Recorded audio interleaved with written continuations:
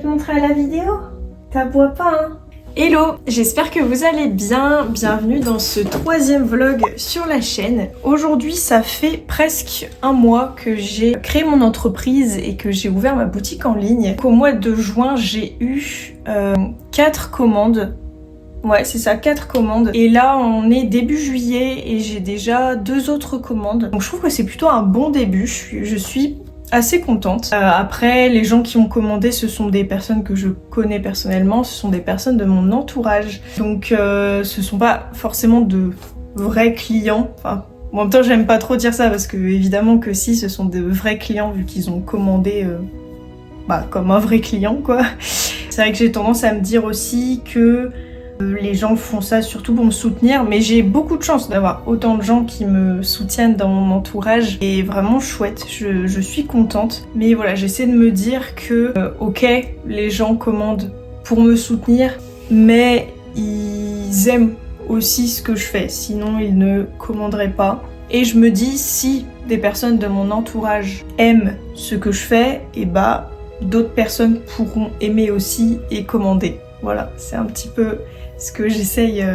de me dire. Je sais que ça peut prendre beaucoup de temps avant d'avoir une vraie commande de quelqu'un que je ne connais pas, enfin de quelqu'un qui n'est pas dans mon entourage en tout cas. Ça peut mettre du temps, donc voilà, on va continuer de créer du contenu et on verra bien. Ces dernières semaines aussi, on a terminé de réaliser le logo pour la boutique en ligne. Donc je l'ai déjà annoncé depuis un petit moment si vous me suivez sur Insta. Et je suis hyper contente du résultat. Donc mon copain a aussi fait plusieurs variantes de ce logo. Donc il y a le logo tout simple avec écrit l'atelier d'Olivia. Une autre variante avec écrit juste en dessous création artisanale. Et il y a aussi une variante avec une tulipe. Donc c'est un petit peu le blason de la boutique en ligne. Donc c'est très joli. Et puis du coup cette version là va notamment me servir pour faire des stickers. Voilà, qui pourront me servir pour mes commandes. Je pense que ça va être quelque chose que je vais voir très bientôt. Tout à l'heure je vous ai dit que j'avais eu plusieurs commandes le mois dernier. Et je me suis rendu compte que ça me mettait vraiment beaucoup de temps pour réaliser ces commandes. En soi, les fleurs que je fabrique, je ne suis pas étonnée. Je savais bien que ça allait me mettre du temps. Je sais même pas combien de temps ça me met pour faire une fleur. Je me suis jamais chronométrée, il faudrait que je le fasse. Mais je pense que ça me met 1h30. Voilà, je pense que c'est à peu près ça, ce qui est quand même assez conséquent comme temps. Mais en fait, ce que j'avais sous-estimé, c'était le temps pour préparer les commandes, les colis, quoi, faire l'emballage en tant que tel. Parce que jusque-là, le chien... C'est bon, je peux parler? Ça fait du bruit tes pattes. T'as chaud? C'est la clavicule. Qu'est-ce que je disais? Je sais plus... J'avais complètement sous-estimé le temps de préparation d'une commande, quoi, le temps de l'emballage, de tout ce qu'il y a autour. Il faut que je mette en place des choses pour que ça me prenne moins de temps, sinon je vais m'épuiser. Pour vous expliquer un peu, jusque-là je n'avais pas encore mon logo, donc je faisais mes cartes de visite à la main. Donc déjà ça ajoute pas mal de temps. Et aussi, comme je vous l'ai dit lors du vlog d'avant, mes bordereaux d'envoi, du coup je les imprime ici et je les imprime sur du papier classique. Donc après pour le coller au colis, je le fais avec un scotch que je découpe et tout, et j'essaie de faire un truc quand même à peu près propre. Et tout ça, ça prend du temps et ça irait beaucoup plus vite si j'imprimais directement sur du papier autocollant. Et voilà, pareil, une fois que j'aurai... mes cartes de visite, voilà, il n'y aura plus besoin de les faire. La carte de remerciement, je vais continuer de la faire à la main parce que je trouve ça chouette. Je pense que là, la prochaine étape, ça va être faire les cartes de visite. Je pense que j'irai sur un site comme Vistaprint ou quelque chose comme ça. Donc comme je vous l'ai dit tout à l'heure, j'ai 2 autres commandes à faire ce mois-ci. Il s'agit d'un bouquet de 3 roses jaunes en crochet et un autre bouquet multicolore avec les 3 couleurs des roses, donc rouge, jaune et rose. On va faire ça ensemble. J'ai déjà bien entamé la fabrication. J'ai fait 3 pétales jaunes comme ça. Celui-ci qui est fait. J'ai aussi celui-ci que j'ai bien entamé, que j'ai presque fini. Ah oui, il y avait une autre chose que je voulais vous montrer. On va faire ça tout de suite et je vais aussi allumer le ventilateur.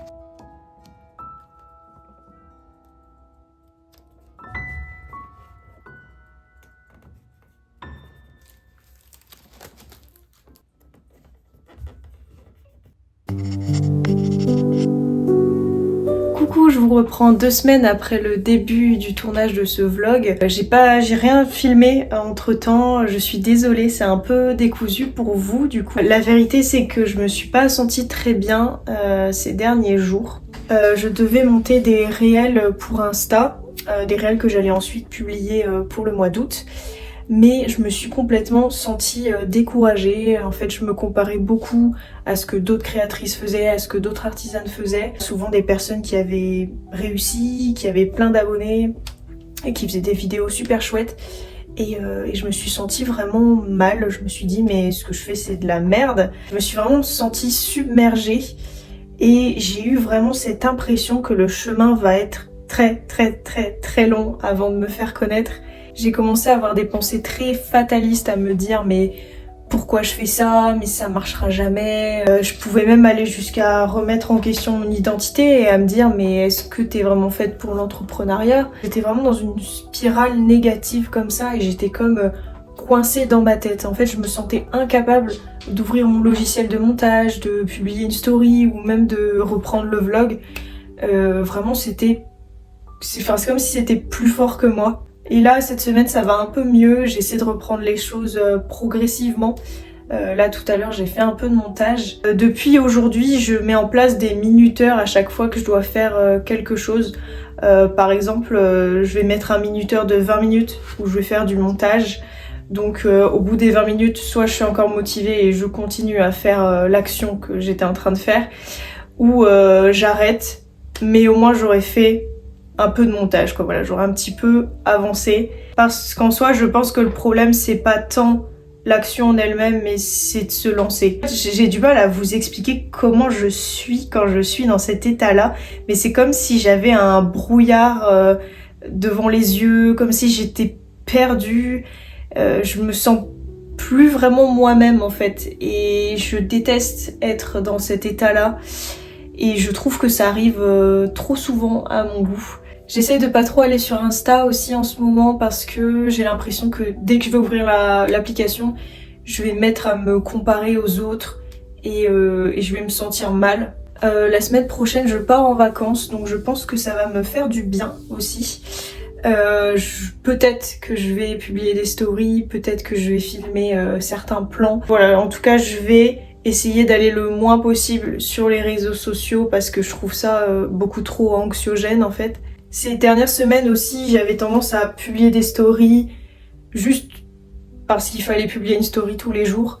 Et pareil pour les réels, je me disais je vais poster parce qu'il faut faire ça pour l'algorithme. Et j'avais vraiment oublié le pourquoi j'avais commencé à faire de l'artisanat, pourquoi j'avais commencé à faire des vidéos. J'avais oublié qu'en fait j'aimais à la base partager du contenu, de partager des choses aux autres. Ces derniers jours, j'essaie de m'aligner le plus possible avec ça, de faire des choses qui me font plaisir, de remettre du plaisir dans ce que je fais et voilà, de faire des choses sensées, de le faire avec passion. J'ai envie d'être plus douce avec moi-même, de laisser le temps qu'il faut pour faire les choses. J'ai envie aussi de me donner une marge de progression parce que mes vidéos, elles seront jamais parfaites, elles ressembleront jamais à 100% à ce que j'aimerais. Surtout au début. Je suis pas vidéaste, je n'ai pas fait d'école de commerce, je n'ai pas fait d'études en marketing, je ne suis pas non plus crocheteuse professionnelle. Et justement, en fait, c'est ça aussi qui est beau, c'est de voir une marge de progression. C'est voilà, de commencer petit, de faire des vidéos comme je peux, et ensuite, au fur et à mesure des mois, je m'améliore et ça devient de meilleures vidéos, ça devient du meilleur contenu et je m'améliore aussi en crochet. Un petit peu comme ça que j'essaye de voir les choses en ce moment. Et voilà, surtout me donner le temps d'être plus douce avec moi-même. J'ai hésité à carrément arrêter ce vlog et en recommencer un autre. J'avais pas envie parce que j'ai envie de faire du contenu authentique. J'ai envie de vous montrer mon évolution, j'ai envie de vous montrer par quoi je passe dans ma vie d'entrepreneuse. D'ailleurs, si vous avez des conseils, si vous vous reconnaissez un petit peu là-dedans, dans le fait d'être perfectionniste, d'avoir un petit peu la pression par rapport au réseau, par rapport au contenu de d'autres créateurs, je suis carrément preneuse d'avoir des conseils. Mais voilà, mais après c'est aussi, je trouve, synonyme de la société dans laquelle on vit en ce moment, le fait d'être toujours productif, de toujours faire plus, toujours des comptes à rendre. et ça, je déteste ça et je me bats un petit peu contre ça. Je pense que voilà, ce côté où je me mets la pression, où je veux être absolument productif, et c'est quelque chose qui est ancré en nous depuis toujours en fait. Concernant le crochet, j'ai pas trop fait de crochet ces 2 dernières semaines, comme vous devez vous en douter. Mais quand même quelque chose que j'avais envie de vous dire, c'est que en ce moment j'ai envie de lancer une nouvelle collection. Enfin, après, collection est un bien grand mot. En fait, j'aimerais bien lancer un nouveau produit, on va dire ça plutôt comme ça, un nouveau produit pour l'automne. Peut-être qu'au cours de la vidéo, je vous donnerai un petit peu plus de détails et je vous montrerai ce que j'ai fait. Vraiment, j'ai fait une commande. À chaque fois que je commande sur ce site, ça met quand même un peu de temps à arriver. Donc j'ai hâte que ça vienne.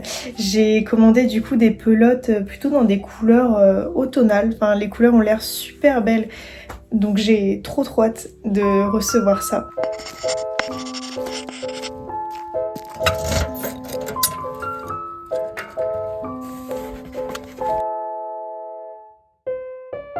Au final, j'ai été un petit peu mauvaise langue hier parce que j'ai reçu aujourd'hui la commande de mes pelotes. Au final, je crois que je l'avais commandé il y a 1 semaine, donc ça va, c'était pas si long que ça au final. On va l'ouvrir ensemble et j'ai aussi reçu un courrier. En fait, j'ai pris ce mois-ci, pour le mois de juillet, un mail club. C'est la première fois que je prends un mail club et ça me donnait super envie. Donc je vais vous montrer juste après ce que c'est. J'ai trop hâte. C'est super joli, je suis vraiment contente des pelotes. Je vais vous montrer un petit peu les couleurs que j'ai prises. Donc voilà, donc c'est des couleurs qui sont vraiment très automnales. Celle-ci aussi j'aime beaucoup.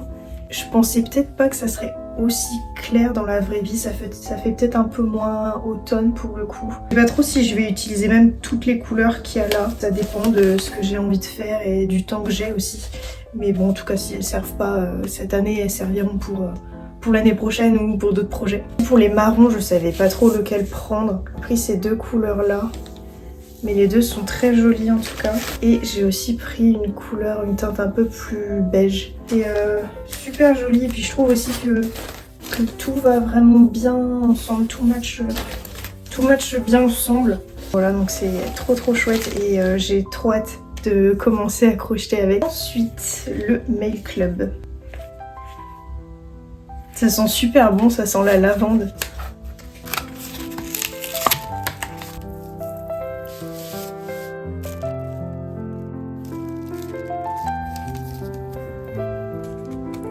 Franchement, je trouve ça super joli. Je suis hyper contente de ce Mail Club. Je regrette vraiment pas de l'avoir pris. Pour vous dire qui fait ça, alors c'est Iloé Studio.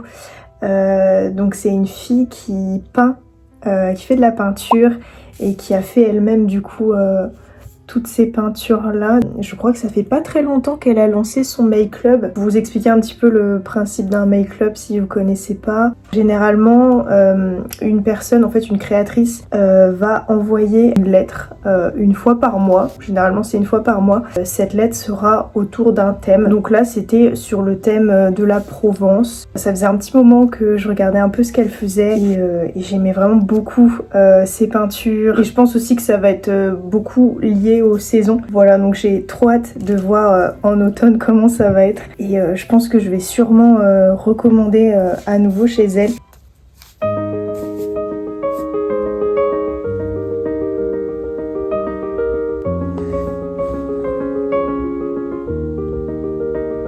Comme j'ai reçu mes pelotes hier, je pense que c'est le moment idéal pour te dire un peu plus ce que je suis en train de préparer. J'ai envie de créer des citrouilles pour cet automne. J'ai commencé à en crocheter avec les pelotes que j'ai reçues hier. Je vais te montrer ça d'un petit peu plus près. Donc voilà à quoi ressemble ma citrouille pour le moment. J'ai un petit peu galéré pour trouver quel point j'allais faire. Parce que j'avais envie qu'il y ait un petit relief, comme tu peux le voir. Je trouve ça intéressant parce que comme ça on voit un peu les stries et les irrégularités que peut avoir une citrouille. Donc si tu crochettes, tu as peut-être deviné que ce sont des rangs de demi-brides. Et en fait pour réaliser du coup ce côté relief, j'ai réalisé, attends je vais montrer un peu plus près, j'ai réalisé, au lieu de réaliser mes demi-brides comme ça, donc en mettant le crochet sous les deux brins, j'ai réalisé la demi-bride comme ceci. Donc en passant le crochet sous le brin arrière. Et donc j'ai fait ça pour chaque rang, ce qui fait du coup qu'il y aura toujours, ça sera toujours alterné, donc il y aura toujours un rang en dessous, un rang au-dessus, un rang en dessous. Je vais te montrer un truc, je vais te montrer la toute première citrouille et la seule que j'ai faite pour l'instant. Ne jugez pas ce que vous allez voir. Enfin si, jugez si vous voulez, mais... Voilà, vous moquez pas trop. Voilà à quoi ça ressemble. C'est pas incroyable. Et encore, je trouve qu'en vidéo, ça rend un peu mieux qu'en vrai. Le problème, c'est que j'ai pris un fil un peu trop fin. Donc c'est un fil plus fin que celui-ci.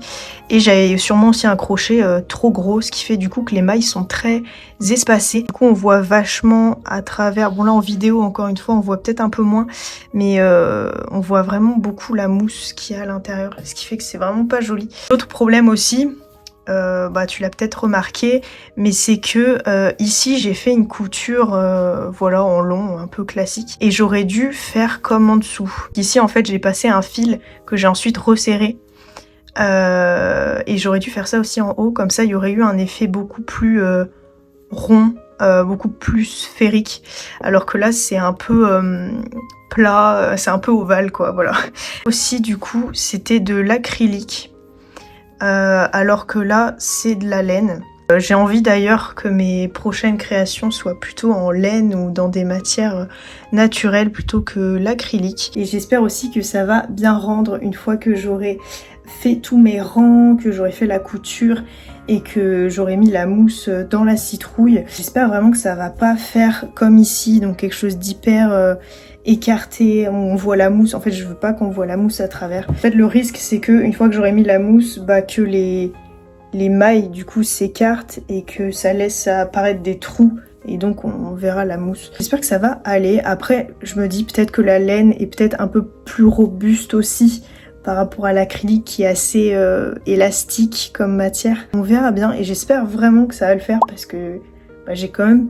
Bon, j'ai pas commandé non plus des tonnes et des tonnes de pelotes, mais j'en ai quand même commandé un petit peu et voilà, je me suis décidée à faire ce projet avec cette matière-là, avec cette laine-là précisément, vu que du coup les autres pelotes c'est la même laine, c'est juste pas les mêmes couleurs.